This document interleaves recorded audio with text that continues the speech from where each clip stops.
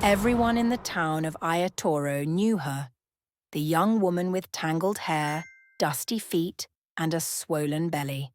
She walked the streets barefoot, humming songs no one taught her, songs that sounded like pieces of memory trying to return home. The people called her Sisi Wire.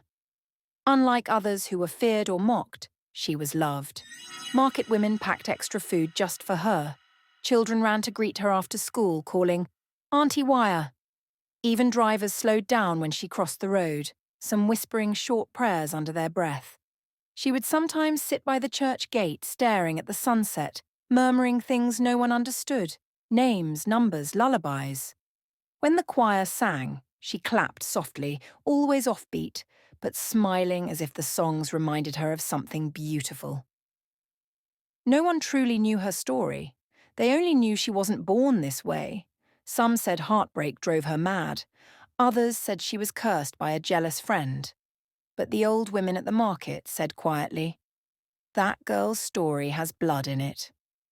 Beautiful girls don't just go mad without a reason.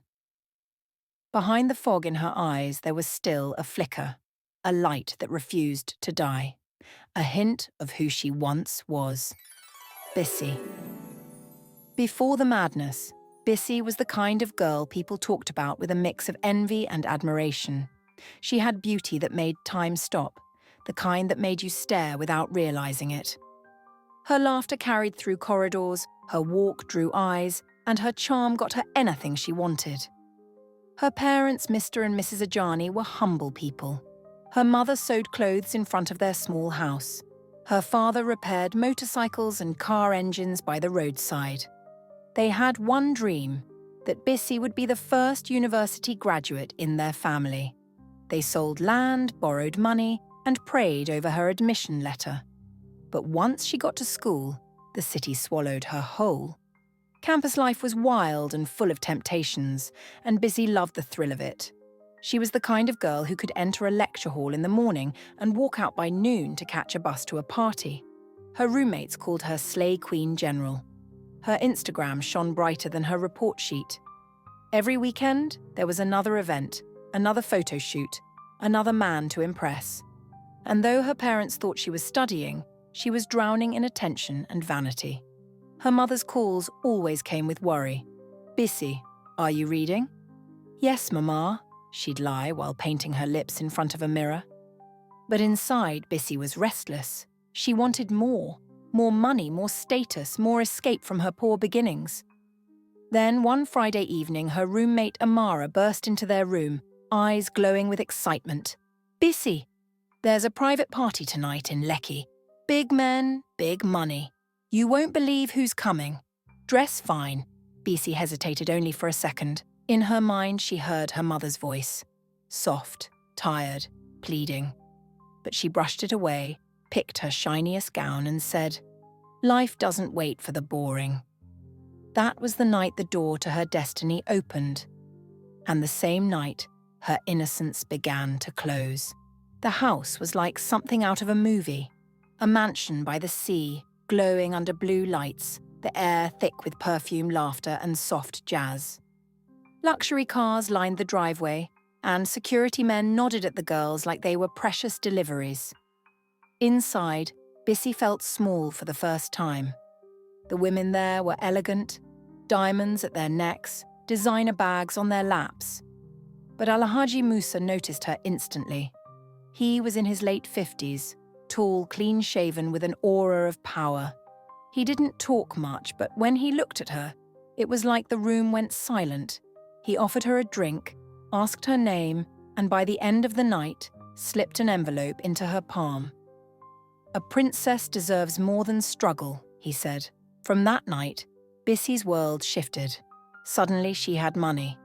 Her roommates gasped at her new clothes. She stopped calling her parents.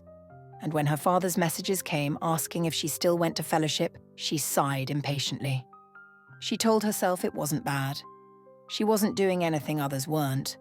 But something in her heart had already begun to harden. Alhaji became her world. He sent drivers to pick her up after class, showered her with gifts, and told her things that made her blush. He was old, but he had charm, the kind that felt safe and dangerous at the same time. Every time she asked about his family, he smiled and said, "Don't worry about that, my dear. Just be happy." But Bisi didn't know that happiness built on secrets doesn't last. Weeks turned into months. Her grades dropped, her friends changed, and the girl her parents raised became someone they no longer recognized. Until one quiet afternoon, the mask fell. It was supposed to be an ordinary day.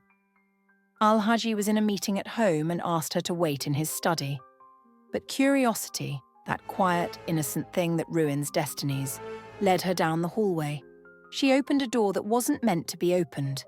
Inside, the room was dimly lit, with strange symbols drawn on the walls and mirrors covered with black cloth. On the table were pictures of women, young women, her own among them.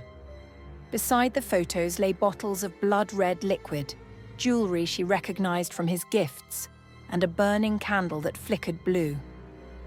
Before she could run, a whisper filled the air. "You shouldn't have come in here." Her scream never reached the gate. Days turned into weeks, weeks turned into months. And somewhere on the outskirts of Lagos, a mad woman began to appear, barefoot, singing broken songs, carrying a growing belly. Her name was Bisi, but no one called her that anymore. People said she was cursed. Some said she ran mad from heartbreak. Others claimed she was possessed after sleeping with a powerful man. No one knew that Al-Haji Musa had used her as a vessel, a sacrifice for wealth and youth. That night, when she entered the forbidden room, the dark spirits tied to his power turned on her. They took her mind but spared her body. Back in Ayetoro, her parents searched endlessly. Posters, radio calls, church prayers. Nothing worked. Until one afternoon, a neighbor came running, shouting, "Mama Bisi, come. There's a mad woman at the junction. She looks just like Bisi." It was a quiet afternoon in Ayetoro. Mama Bisi sat outside, peeling cassava into a cracked basin. Her hands moved slowly, not from age, but from heaviness. Every slice into the root echoed like time wasted. Time spent searching, hoping, praying. Inside, Papa Bisi sat on a worn stool, hunched over a rusted radio, turning the dial even though it hadn't worked properly in months. Sometimes, he swore he heard her voice in the static. Neither of them spoke. They didn't need to. Grief had taught them silence. Just as Mama Bisi reached for another cassava, they heard the sound, feet pounding against the dry earth. Then a voice, "Mama Bisi, come quickly. There's a mad woman at the junction. She looks just like Bisi." The knife slipped from Mama Bisi's hand. Inside, Papa Bisi stood so suddenly the radio fell from his lap. For a second, neither of them moved. Because what if it wasn't her again? What if it was almost another heartbreak? But then, Mama Bisi started to run. She didn't tie her scarf. She didn't lock the door. She just ran. When they saw her, time stopped. Her father dropped to his knees. Her mother fainted. It was her, their daughter, their hope, their pride, now unkempt, barefoot and pregnant. The mother held her, crying and rocking her like a baby. But Bisi only smiled and whispered, "Mama, tell the baby not to cry. Al-Haji said he'll come for us soon." That night, Ayetoro wept. The town that once admired her grace and envied her beauty now pitied her. Men who once turned to look at her now looked away in sorrow. Women who once whispered about her glow now whispered prayers for her healing. Mothers who used to warn their daughters not to follow girls like Bisi now whispered, "God, please have mercy on her." The laughter that once followed her presence had turned into silence and sighs. Her mother refused to give up. She carried Bisi from one place to another, clinging to the hope that someone, anyone, could bring her child back. The first stop was the native doctor's hut at the edge of the forest. The air smelled of burnt herbs and palm wine. The man, old and wrinkled, circled Bisi slowly, muttering words only the ancestors could understand. He threw cowries into a calabash, frowned deeply, then whispered, "Her spirit has been exchanged." She saw something she was not meant to see. He mixed potions, bathed her with sacred water, tied red and white beads around her wrists, but Bisi only laughed, a strange, soft laugh. Then she began humming a lullaby and talking to her swollen belly. "Don't cry, my baby. Mama is here." The old man stepped back, trembling. "This one is beyond my power," he said quietly, shaking his head. So her mother took her next to the church. By now her strength was fading, but her love wasn't. She had walked barefoot for hours with Bisi, holding her hand like she used to when she was little, praying her child would one day call her mama again. The pastor Ezekiel, a man known for humility and strong faith, called the congregation together for fasting and prayers. For 7 days and nights, the church gathered, the old, the young, and even strangers who pitied Bisi. They prayed, they sang, they fasted. Each night, they surrounded her with candles and hymns, hoping something would break. Sometimes she screamed in her sleep. Sometimes she laughed, and other times she sat still, eyes far away, humming a song that no one understood, a mother's song for a child not yet born. On the 7th night, the atmosphere changed. It was as if heaven itself had bent low over the church. The air grew heavy, and the flickering candles swayed though there was no wind. Pastor Ezekiel lifted his hands and cried, "Father, you are the God of justice. If this girl has been wronged, fight for her tonight." The whole church shouted, "Amen." Bisi suddenly gasped, her body trembling. She clutched her belly and screamed, "He said not to open the door. He said I shouldn't see." Then she fell silent. Her eyes rolled back and she went completely still. Everyone panicked. Her mother screamed her name. The pastor rushed forward, praying louder, but miles away, something was happening at that exact moment. In Alhaji Musa's mansion, another party was underway. The music was loud, the laughter fake, and young girls filled the halls in glittering dresses. He was in his private room, preparing his next ritual, his secret source of wealth. But as he began the chants, the ground trembled, the lights flickered. The idols on his shrine began to rattle on their own. "Who dares?" he shouted, grabbing his charm bag.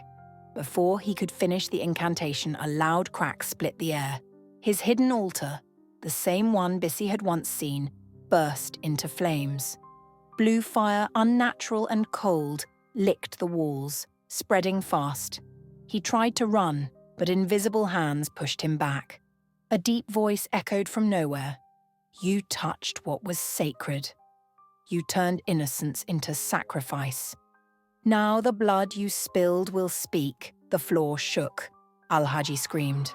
Servants rushed in but couldn't enter the burning room. The flames weren't normal. They danced without smoke, devouring everything. Back in the church, Bisi suddenly sat upright. Her eyes, once blank, were clear and filled with tears. The glow on her face softened, and she whispered weakly, "Mama, I can see you." The church erupted in cries of joy. Her mother fell to her knees, thanking God between sobs. Pastor Ezekiel raised his hands, trembling. "It is finished. The chain is broken." At that exact hour, Al-Haji Musa's mansion burned to ashes.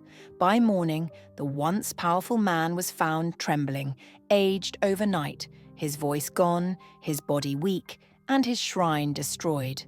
And somewhere in Ayetoro, the madwoman walked out of the church barefoot but smiling, finally free. Her mind was whole, her child was safe, and heaven had done what man could not. She gave birth on a quiet Sunday morning. The whole of Ayetoro gathered outside the small clinic, whispering prayers. Some came out of curiosity, others out of hope, to see if the once madwoman would truly become a mother. When the nurse stepped out smiling, holding a tiny bundle wrapped in white cloth, the crowd cheered. "It's a girl," she said softly. "A beautiful, healthy baby girl." Bisi looked at her daughter, tears filling her eyes. Her lips trembled as she whispered, "Her name is Mercy, because that's what brought me back." The baby's cry was soft, almost musical, and for the first time in months, Bissie's laughter filled the room, pure, whole, and healed. Her parents wept tears of gratitude. Even Pastor Ezekiel came to bless the child, saying, "When God restores, he doesn't leave traces of shame, only testimonies." Months passed, and Bissie's life began anew. She cut her hair, started dressing modestly, and went back to school. This time, there were no parties, no distractions, no late-night calls, just determination and gratitude. Whenever people saw her walking to class and at times with little Mercy strapped to her back, they whispered, "That's the girl God remembered." She became an inspiration to others, proof that even broken things can be made whole again. And so, Bissie's story became a lesson in Ayetoro, told by mothers to their daughters and by preachers to their flock. Temptation may shine bright, but its light fades fast. Curiosity can open doors better left closed. And above all, no matter how far a person falls, mercy can still find them. Because in the end, Bissi, the madwoman once pitied by all, became a living testimony that grace can grow even from the ashes of shame. And far away in another city where no one knew his name, Alhaji Musa started over. He left behind the ashes of his burned mansion in Lekki and moved to a quieter place, a new neighborhood where people greeted him as Malam Musa. Unaware of who he truly was, he built a small business, wore humility like a mask, and smiled with the ease of a man reborn. But at night, when the world slept, he would sit alone, staring into the darkness, whispering the names of spirits he once served. His wealth was gone, but his greed wasn't. And soon, his eyes began to wander again, toward the same kind of girls he once deceived. He told himself it was just business, just charm, just company. But deep inside, the hunger had returned. He was searching once more, quietly, patiently, for another innocent soul to trade for his fortune. Because even in a new city with a new name, evil doesn't die. It relocates and waits.